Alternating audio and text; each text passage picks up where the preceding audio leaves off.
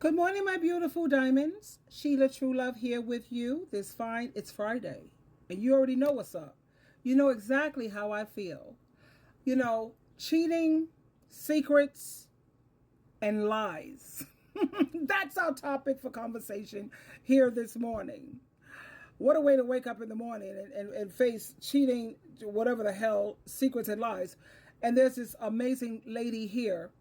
A lot of people feel that when you have a spouse who's abusing you, whether it's physically, mentally, emotionally, financially, whatever, by staying with the abuse, and you say that you're staying for the sake of the children, that's never a good idea. I believe in the co-parenting thing because it's working so well for so many people. And I think it's better for the child to live in a house where there's peace instead of parents staying together where there's turmoil, chaos, drama, abuse, what have you. And also you have to keep in mind, as a parent, you're showing your daughter what she should put up with.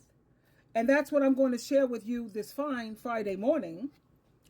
This beautiful lady, she hit the nail right on the head, You're showing me how to stay with an abuser, Mom. And trust me, when Mom heard her daughter say that, it made a huge difference. Listen up. Go ahead, beautiful lady. They said, Paul. My dad's been cheating on my mom since she was pregnant with me. It is something that we have grown up with, and to protect the secrets and the lies was my childhood life. We were at a restaurant. I was super hungry, and we finally sat down, and lo and behold, across that restaurant, we see my dad with his mistress. And I told my mom, can you believe it? I can't believe he's here with her. My mom said, let's quickly get up and leave. I said, why should we leave? We're not doing anything wrong, and I'm hungry. I'd like to stay and eat. And she insisted that we leave. I couldn't understand it. My mom stayed with my dad even after that moment. And when I turned 22, I asked her a random question. I said, hey, if I married someone like Dad, what would you want me to do? And she said, leave. I said, but you're showing me how to stay. 2 weeks later, she had 2 pieces of luggage ready, packed, and she left him. How does cheating impact the children? Having an affair doesn't just impact the spouse, it impacts the entire family dynamic. My dad's been cheating on my mom since she was pregnant with me. It is something that we have grown up with, and to protect the secret. And I noticed that in a lot of households, you said the example my mother showed me is to kick circus clowns out. And don't let them ask her for money. That was really a deal breaker for my mom. My mom was always a worker also. She always, worked. There was times when we had to go on public assistance because she needed to supplement her income. And we had to do food stamps for a minute. But my mom always set the example for me never to put up with abuse from any man. That's why to this day, I'm a one and done. One and done. You can't come back from cheating, honey. You can't come back from that, ever. But you have a lot of women who were raised in households where they watched the mother stay and put up with all of this abuse. And then when they grow up, instead of breaking that cycle, it just goes on from generation to generation. But I am so proud of what her mother did when she brought it to her mom's attention. Because you're teaching me, Mom, and you're showing me that I'm supposed to let someone abuse the hell out of me and take no action at all. And thanks to social media today, I think we understand, we get the idea now, a man's nature.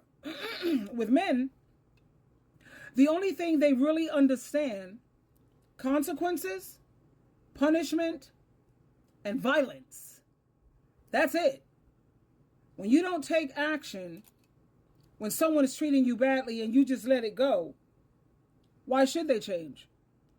Why should they? Okay, let's read some of the comments here. Facts. That's why it's horrible. It's a horrible idea to stay for the kids. The kids are also miserable. But you have a lot of people say, oh, I'm staying for the kids. No, you're not, baby. You're staying for you. Because you're afraid that you're going to have to stand up on your own. Women need to kill that noise with that excuse because it's a very poor excuse. I want my kids to have their father. They can have their father. It's called co-parenting. Only they can be in healthy environments with co-parenting. And also when we have this FaceTime, now we have FaceTime, the kids can always press a button and you have access to dad. Press a button, you have access to mom. Story times, at what time are you in bed? 8 o'clock? Oh, okay.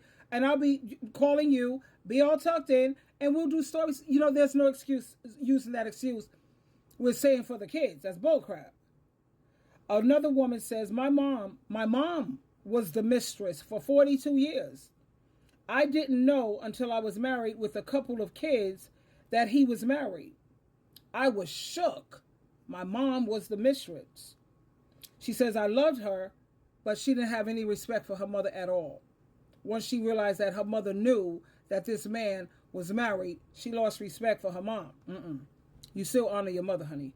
And let Jesus Christ handle that part. You still do your part when it comes to respect and honor your parents. Another woman says, I showed my daughter how to leave by divorcing him and never looking back. I've been divorced for 30 years and I have enjoyed every single moment of my singleness. I know my daughter, I hope she ain't putting up with no abuse, whatever, child. But anyway, because she saw the example I set, she saw the example that her Gigi set. Please. Another one says, I encouraged my mom to leave my dad, but now she lives with me. I'm very happy and we make a really good team. That's great. See? You got people, sisters, family members who are buying houses together. One monkey don't stop no show, honey. The circus show must go on. My mother showed me how to stay, but I never wanted to be like my mom, so I left. Okay, well, she didn't set a good example, but she's not a perfect person either, is she? But I'm glad that she broke the cycle. That's a good thing. Very good. She says, I'm 49, my daughter is 20, and I'm showing her how to leave. Another one says, I wish my mom had left. She taught me how to stay, and I stayed way too long until I gained my confidence at 40, and then I left. Well, you showed your mom, you know.